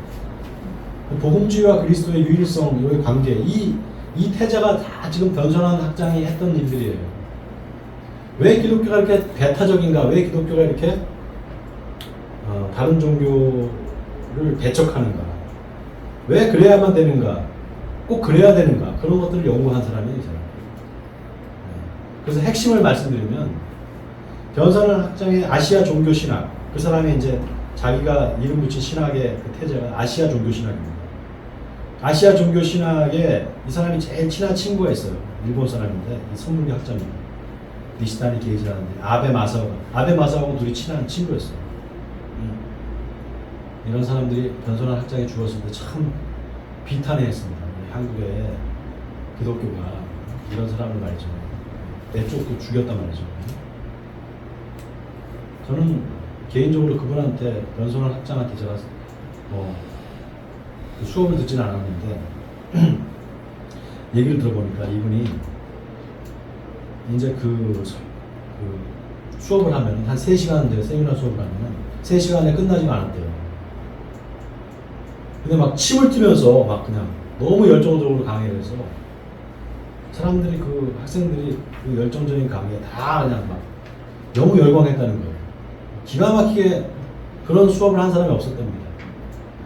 그러니까 그 제자들이 다 어떻게 하겠어요? 자기 스승이 종교 재판을 받아가지고 이제 너는 그리스도인이 아니야. 너는 학장도 아니고 너는 아예 그리스도인이 아니야. 너는 출교를 시켜버렸거든요. 그러니까 어떻게 했어요? 그 출교를 시켰던 장본이 누굽니까? 김홍도 목사예요. 김홍도 목사. 어디죠 거기?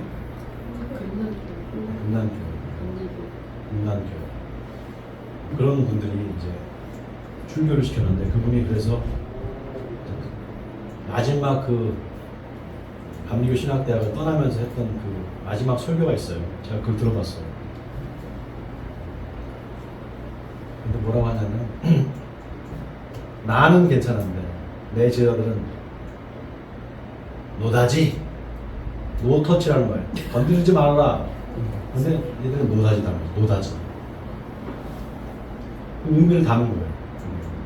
얘들은 내 제자들은 건드리지 말아라. 나는 괜찮지만 나는 쫓겨나도 되지만 그 제자들이 지금 이제 다 은퇴를 하셨는데 다 감리교 신학교의 교수님 됐어요. 제일 대표적인 사람이 그 종교 철학했던 사람 중에 이정배 교수죠. 이정배 교수. 그리고 또 뭐 다 제자들이에요. 이완진 교수님, 왕대 교수님 다 제자들. 그 제자들이 이제 다 스위스 바들에서 공부를 하고, 그 변선한 학장님이 아주 막걸리를 좋아하셨는데 제자들과 함께 막걸리를 많이 썼어요. 제가 그 변선한 학장이 쓴 책들을 변선한 아카이브라고 해서 그 제자들이 쓴 변선한 학장이 했던 그 학문적인 노력들을 다 집대성에 쓴 책이 있어요. 제가 다 읽어봤어요. 근데 그런 신학자가 없어요. 전 세계적으로도 없어요. 그런 사람은 무식하게 이 한국의 교회가 말이죠. 그 신학에는 자유가 있어요. 신학에는 학문 한편은 자유가 주어져야죠. 그렇지 않아요? 자유가 없는데 무슨 신학을 하겠어요? 그런 신학의 자유를 충분히 이렇게 해줘야 돼요, 교단이. 그래야지 발전이 있죠. 근데 그런 사람 다 잘라버린다고, 감리교. 하여튼 이상해, 이 감리교가. 그래서 김원배 목사님이 정광훈 목사님을 길러줬잖아요. 그렇죠. 네, 그런. 근데요, 여러분, 이 신학이라는 게 얼마나 중요하냐면요. 교회가 신학의 무슨 신학이 교회의 신여가 아니에요. 신학이 제대로 딱 이렇게 발전돼야지만 교회도 거기에 따라갈 수 있어요. 신학이 맨날 거기서 거기에 60년대, 70년대 그 한참 유행했던 그런 해방 신학이나 이런 부분들을 그때 당시에는 그게 최신의 신학이잖아요.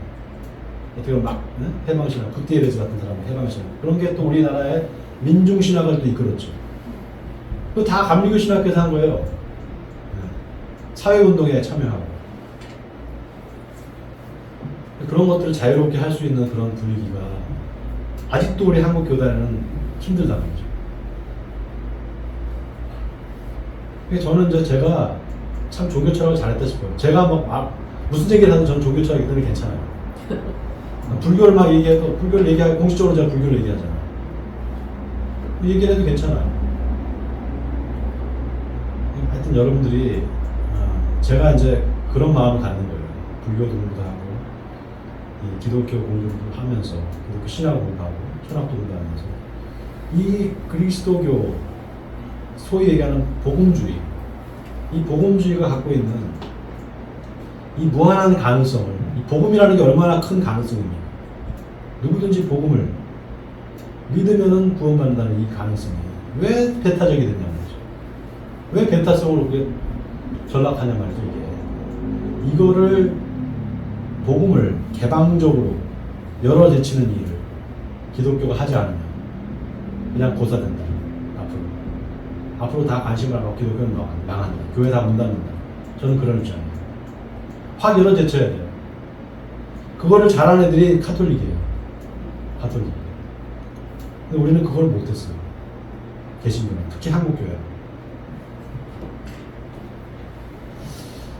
그래서 좀 여러분들이 그런 좀 시각을 확 넓혀서 타 종교도 그 타 종교가 얘기하는 구원에 대해서 뭔지 그리고 우리 기독교는 어떤 차이가 있냐 이런 것들을 자꾸 생각해 보세요. 그리고 자꾸 관심을 가져보시라고. 그러면 기독교가 말하는 그 복음의 본질, 기독교가 말하는 구원의 본질이 숨겨져 있던 게 막 드러나요. 우리가 이런 거가 옛날에 있었는데 지금 이거 잃어버렸구나. 이런 것들을 많이 찾게 됩니다. 자, 예수 그리스도가 유일한 구세주인 것은 복음 선포를 위한 본질적 기반과 증거죠. 맞죠? 그러나 이때 예수 그리스도의 유일성이 특수성과 보편성의 결합으로 이루어진 자체적인 존재라면 잘 들어보세요. 자체적인 존재라면 본질적 기반과 증거는 실체주의를 반영하는 지표가 되고 복음 선포는 객관주의적 지향이다. 네. 좀 어렵죠?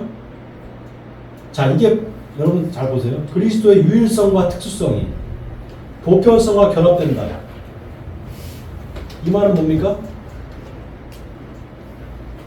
예수 그리스도라는 존재는 역사적인 존재예요. 그렇죠? 역사에 나타난 사람이에요. 인간이었어요. 예수 그리스도. 역사적인 존재로서의 예수 그리스도는 특수하죠. 그러나 그게 보편성으로 가요. 보편적 그가 하나님이다라고 하는 그런 존재가 되는 거예요. 기독교는. 자, 그러면은 그게 이제 실체주의죠. 그게 실체주의. 예수 그리스도가 바로 실체야. 하나님이야, 그분이. 이제 이렇게 되는 거잖아요. 그래, 안 그래요? 그렇죠? 네. 그렇게 됐을 때 거기에 뭐가 발생하느냐? 배타성이 발생하는 거예요. 배타성이. 자, 그럼 그리스도의 특성과 하나님의 보편성, 이걸 한번 비교해 보자는 거죠. 네. 맥그레스라는 사람이 뭐라 그러느냐? 그리스도의 구원의 특수성과 고유성을 주장하면서도 동시에 잠재적인 차원의 보편적 확장을 시도한다. 자, 이 맥그레스라는 사람은 기독교의 복음을 조금 더 넓혀보려는 사람이에요. 좀 넓혀보려는 사람이에요. 그래서 구원의 독성과 고유성을 주장해요. 이게 왜냐하면 우리 기독교의 핵심이니까. 그러나 동시에 잠재적인 차원에서 보편적 확장을 시도한다. 즉 복음주의는 그리스도의 유일성으로 집약되는 독성에 더욱 큰 비중을 두고 있고 보편성은 잠재적 차원에 전제되는 데 머무는 것으로 보인다. 자, 보편성이 분명히 있는데 그 보편성은 잠시 이렇게 억압이 되고 특수성과 유일성만 강조되고 있지 않느냐라는 거예요. 쉽게 말하자면 복음주의는 이미 주어진 특수성과 이루어질 가능성을 지닌 보편성의 관계를 표방한다. 즉 타자의 다름에 포함될 가능성은 사실상 잠재적으로만 인정될 뿐이어서 현실적으로는 타자를 배제할 수밖에 없게 된다. 배타적이 될 수밖에 없다 이 말이에요. 그래서 복음주의는 의도하지 않았지만 배타주의가 될 수밖에 없는 그런 한계를 갖고 있습니다. 자, 그렇다면 이제 카톨릭이 표방하는 포괄주의는 어떠냐? 포괄주의는 역사적 격의성에 관심. 역사적 격의성이라는 것. 지난 시간에 우리 박 권사님 가셨는데 박 권사님이 아주 딱 핵심을 잘 찔러주시더라고요. 중국의 불교가 들어오면서 원래 인도 불교잖아요. 소승불교죠. 소승불교가 중국으로 들어오면서 대승불교가 되는데 그때 인도의 그 석가모니의 여러 경전들, 니까야들, 소위 얘기하는 이제 팔리어로 쓰여진 그런 경전들을 중국말로 그냥 번역을 해야 되잖아요. 그 말에 구마라짐이라는 사람이 그 작업을 했는데 그러면서 어떻게 합니까? 격의 빌려오는 거예요. 음을 그러니까 중국말을 빌려오는 거죠. 그걸 이제 표현하기 위해서. 거기에서 뭔가 이렇게 뭐가 어떤 게 되겠어요? 뭔가 잃어버리는 것도 있고, 잃어버리는 것도 있고, 뭔가 의미가 부각되는 것도 있고, 새롭게 되는 것도 있지 않겠냐 말이죠. 그런 격의성에 주목하는 거예요. 중국의 불교가 전해되어서 기존의 토착적인 도교나 유교 문화와 뒤섞이는 과정을 일컬어 격의 불교라고 부르는 것에서 원용을 했어요. 자, 포괄주의가 거기에 관심하는 거예요. 그러면 뭡니까? 받아들일 수 있지 않겠냐는 거죠. 다른 사람의 문화, 다른 어떤 나라의 그런 종교 현실을 좀 우리가 적극적으로 한번 받아들여 보자. 왜냐하면 그건 다 격의니까, 격의. 그렇게 될 수밖에 없으니까. 그렇지 않아요? 뭐 로고스라는 말만 하면 그래요. 로고스라는 말만 해도. 여러분 로고스라는 말이 헬라 말이잖아요. 로고스. 근데 로고스라는 말을 쓰잖아요. 기독교인들이. 제자들이 신약성경을 기록할 때 카이호 로고스. 태초에 말씀이 계십니다. 태초에 로고스가 있었느니라. 그때 그 로고스를 헬라인들이 들을 때 로고스? 뭘로 들었을까요? 말씀으로 해석을 했을까요? 그렇게 해석할 수도 있겠죠. 그러나 그 안에 여러 가지 의미가 있어요. 이성이라는 말도 있고 힘이라는 말도 있고 어떤 세상을 움직이는 원리라는 뜻도 거기 들어있어요. 그런데 예수님의 제자들은 그거를 뭘로 쓴 겁니까? 예수님으로 쓴 거죠. 이게 바로 격이에요, 격이. 그럼 헬라인들이 그 성경책을 읽을 때 태초에 말씀이 계시니라 말씀이 하나님과 함께 계셨으니 그 말씀이 하나님이시니라 이 말을 할 때 이걸 어떻게 받아들였겠냐는 거죠. 유대인의 현실에서 받아들였겠어요? 아니죠. 로마인의 현실에서 받아들였겠죠. 그것도 헬라 문화권에서 헬라 말로 쓰여진 그 로고스라는 말을 어떻게 해석했을지는 아무도 몰라요. 물론 예수님 지칭하는 거긴 하지만 그런 식으로 우리가 그런 격의성을 인정하지 않을 수가 없다.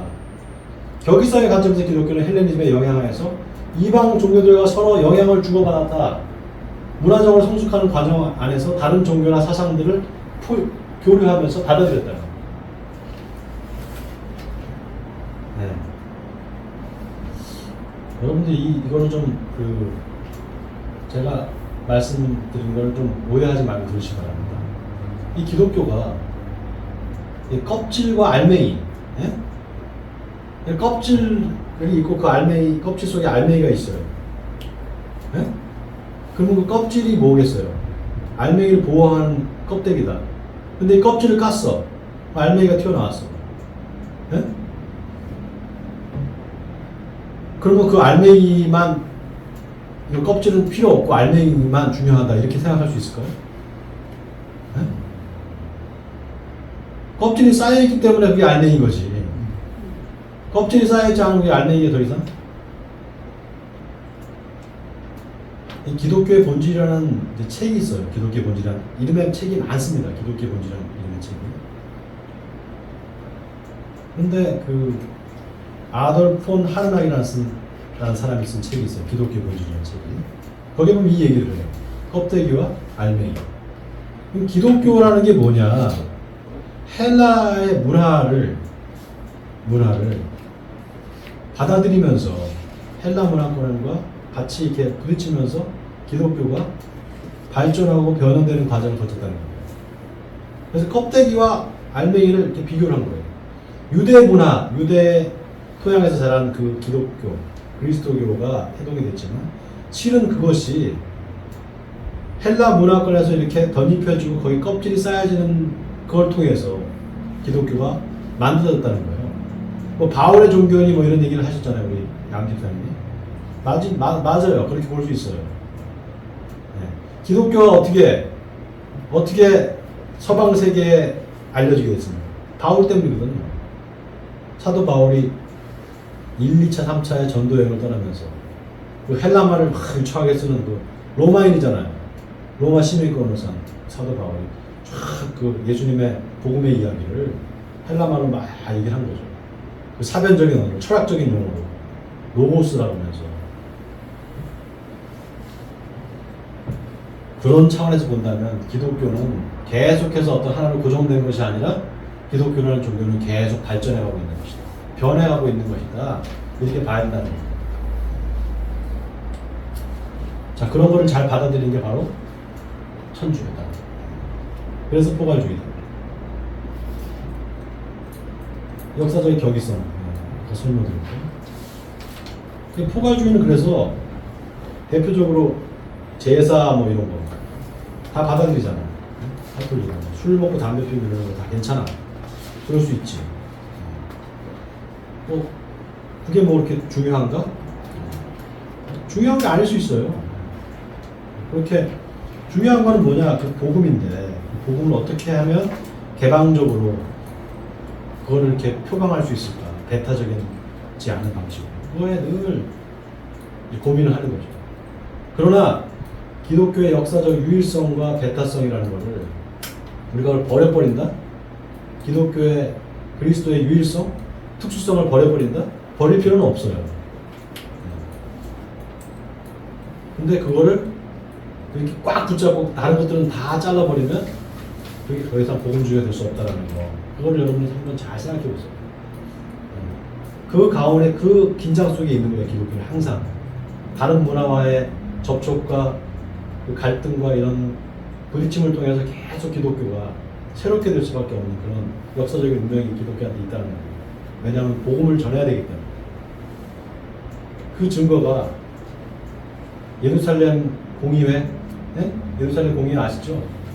제자들이 모여가지고 예수님의 제자들이 모여가지고 회의를 하는 거예요.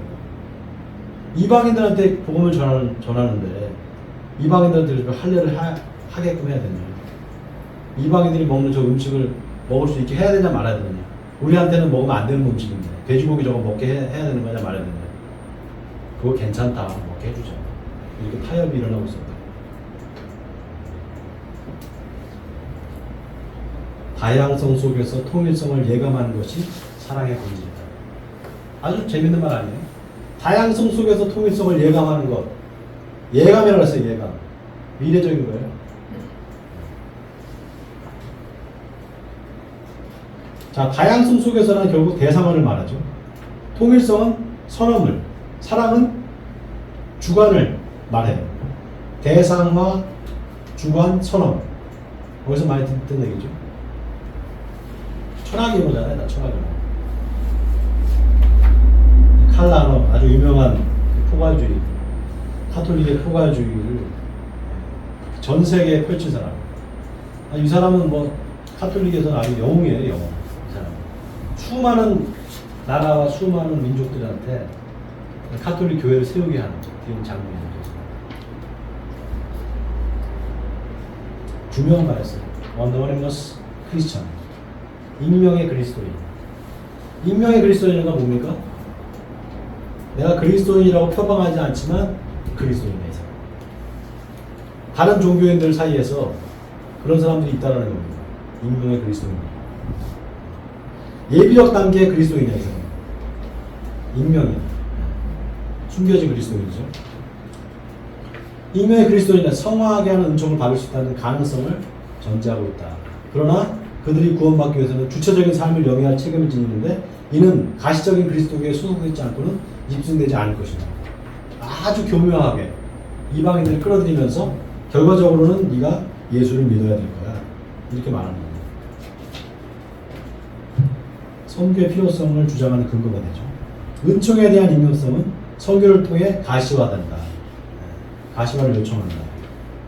여기서 은총이라는 것은 선행적이지만 그 전제의 가능성은 주관적일 수밖에 없고 익명성은 곧 선언성의 다른 표현이고 가시화는 대성화다. 대성화, 주관, 선언. 자, 넘어갈게요. 그래서 복음주의, 포괄주의, 다원주의.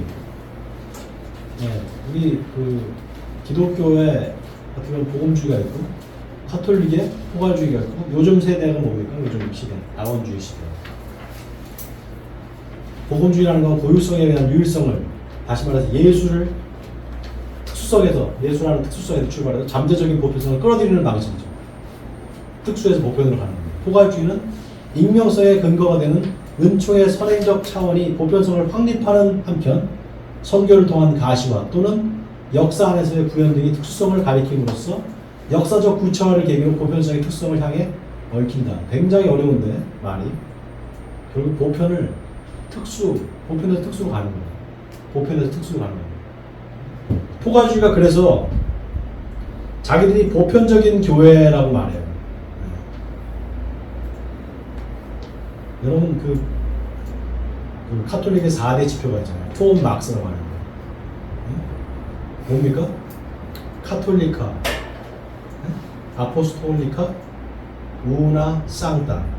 우나 하나의, 쌍따 거룩한, 아포스톨리카 사도적인, 카톨리카 보편적인. 네 가지 표지가 있어요. 자기들은 보편적이라는 거예요. 그래서 하나의 거룩하고 사도적인 교회, 네, 자기 카톨릭 교회라는 거죠. 이미 보편성을 확보하고 있는 거예요. 그러니까 그 안으로 다 들어오라는 거죠. 어떻게 보면 굉장히 지혜로운 거죠. 교환하기도 하죠. 어떤 시각에서 보면. 그래서 이제 뭐 다원주의의 대표적인 사람은 폴 리터라는 사람이 있는데 그리스도 중심주의에서 신중심주의로 전환해야 함을 주장하고 이를 위해서 계시의 자리를 새롭게 매기를 한다. 계시의 상호성을 강조한다. 이게 어려운 얘기인데 좀 넘어갈게요. 그래서 중요한 거는 이 신인 관계가 쌍방적이라는 겁니다. 일방적이 아니라는 거예요. 그래서 결국은 뭐냐? 현대인은 탈중심적 비환원적 상호성을 통해서 삶의 해방을 추구해요. 뭔가 그 하나의 진리, 하나의 교리, 하나의 교회 이런 거에 얽매이고 싶지 않은 그 현대인의 특수성이 있다는 거죠. 근데 그런 것은 뭘 원하느냐? 해방을 원한다. 다시 말해서 삶의 해방을 추구한다. 뭔가 이건 뭡니까? 삶이 억압되고 있다는 거잖아요. 종교로 인해서. 그런 것부터 탈피하고 싶은 현대인의 그런 심리가 궁극적인 실제로서의 그죠? 궁극적인 실제로서의 하나님. 이것도 유한성의 범주인 시간성에 의한 역사성과 공간성에 의한 사회성이라는 차원에서 새겨져야 된다. 다시 말해서 인간과의 관계가 중심되어야 되는 거고, 또 인간과 인간 사이의 관계, 이거 중요하잖아요. 이거를 배제한 일방적인 관계는 있을 수 없다. 그건 억압이다. 자, 니터의 뭐 다원주의가 좀 넘어가고요. 그런 주장들이 좀. 그러니까 보편과 특수의 역설적 긴장 관계가 있다는 거죠. 아까 말씀드렸다시피 예수님의 그 특수성, 유일성을 어떻게 하면 관계적 개방성으로 바꿀 수 있을까? 여기에 긴장이 있습니다. 늘 긴장이 있어요. 복음주의는 거기에 그 긴장 사이에서 뭔가 이 복음주의는 지금 움직이고 있어요. 흔들리고 있죠. 어느 한 방향을 이제 제시하면 나가야 되는데 뭔가 그 발목이 잡혀 있는 그런 형국이란 말이죠.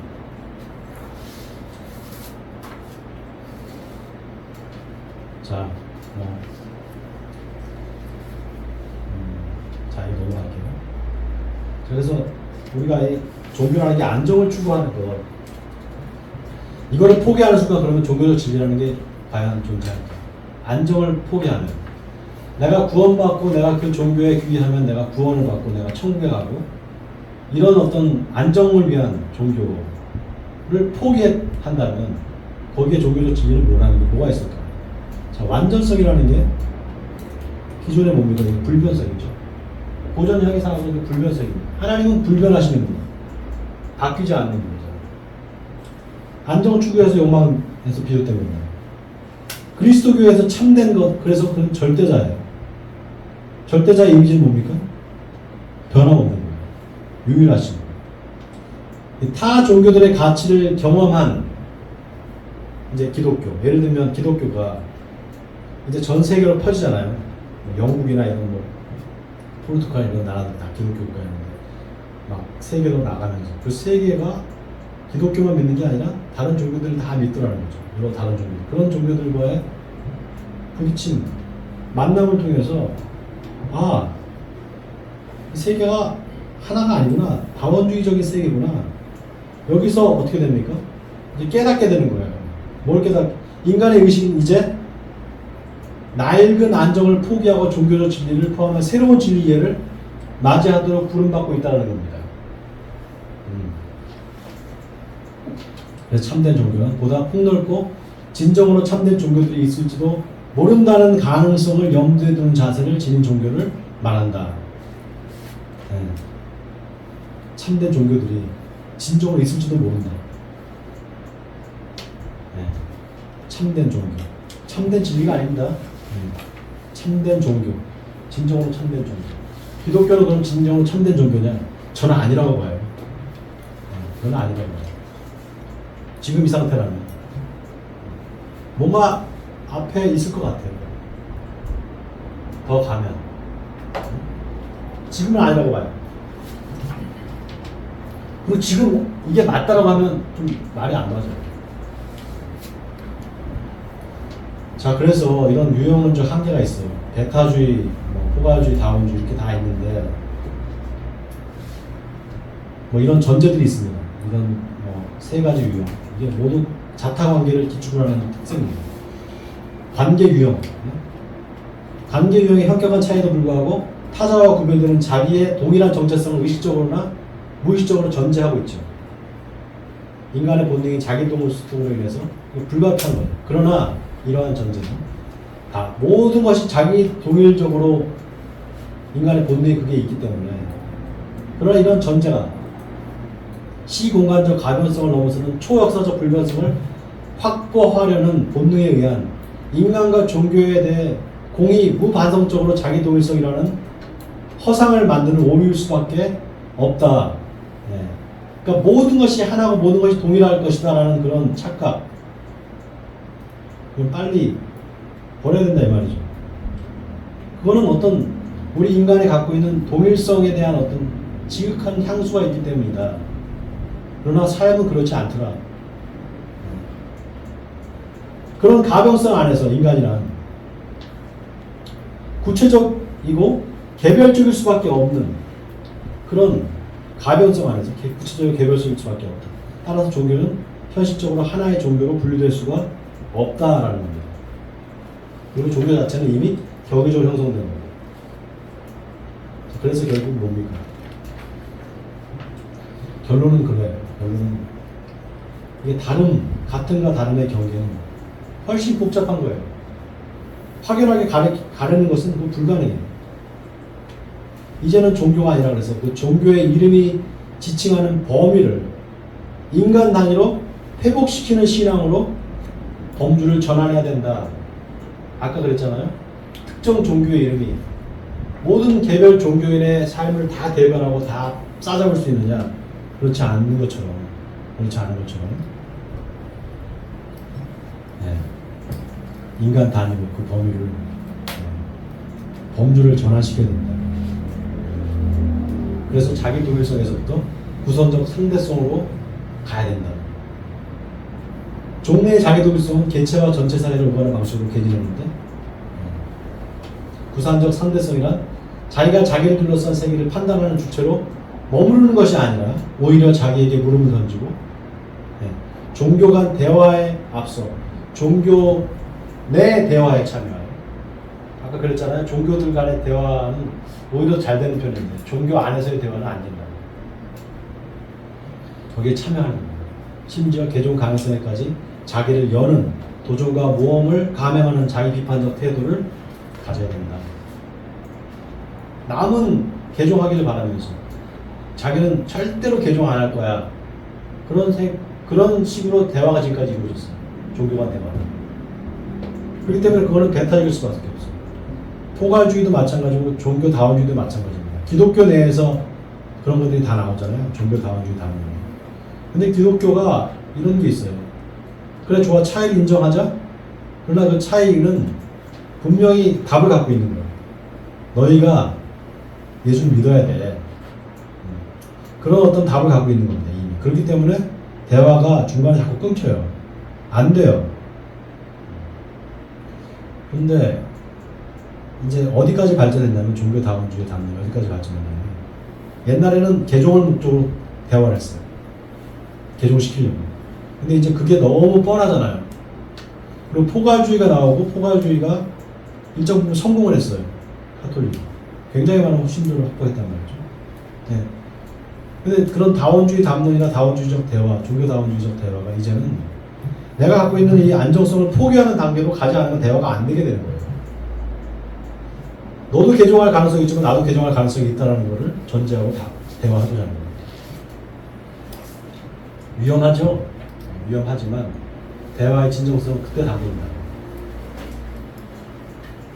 사람과 분리된 신앙이라는 게 존재하느냐? 존재할 수 없죠. 네, 결론은 그겁니다. 자, 종교 간 대화가 그래서 결론은 뭡니까? 대화가 실은 종교들이 만나는 것이 아니라 뭐예요? 신앙들이 만나는 것이다. 결국 인간 존재 전체와의 인격적인 만남일 뿐이지 종교 간이 서로 만나는 것은 아니지 않습니다. 종교의 뿌리, 인간의 본능이죠. 그 삶의 터전에서 드러나는 인간과 종교는 어떤 관계인가? 인간의 욕망에 대해 종교는 이중적으로 얽혀있다. 첫째, 삶의 불안과 고통으로부터 벗어나고 싶은 욕망에 종교가 추구되고, 두 번째는 종교가 인간의 욕망을 버림으로써 삶의 질곡으로부터 해방을 할 수 있다고 가르치는 그런 이중적 관계가 있다는 겁니다. 그래서 완성이 아닌 성장을 향한 신앙으로 가야 된다. 왜냐? 이 성장이라는 말은 뭡니까? 계속해서 내가 변화하고 발전해 나가고 이런 쪽으로 가야 되는 것이지 그게 완성이 아니라는 거예요. 계속 성장한다는 거예요. 여기에는 자유가 있다는 거예요. 양적인 증가보다는 질적인 상승을 뜻할 수 있다. 즉 성숙을 말하는 거예요. 신앙이 성숙됐다. 저 사람 신앙이 참 성숙됐다. 어떤 사람을 보고 신앙이 성숙됐다고 말할 수 있을까요? 네? 내 종교, 내가 믿는 것만이 옳다, 내가 믿는 것만이 유일하다라고 말하기보다는 다른 사람이 믿는 것도 내가 이해할 수 있다. 판단하는 것이잖아요. 이해하고 받아들일 수 있다. 이런 차원으로 갈 때 진정한 신앙의 성숙이 일어날 수 있다는 거예요. 그게 바로 복음주의 아니겠어요? 자, 이렇게 마치겠습니다.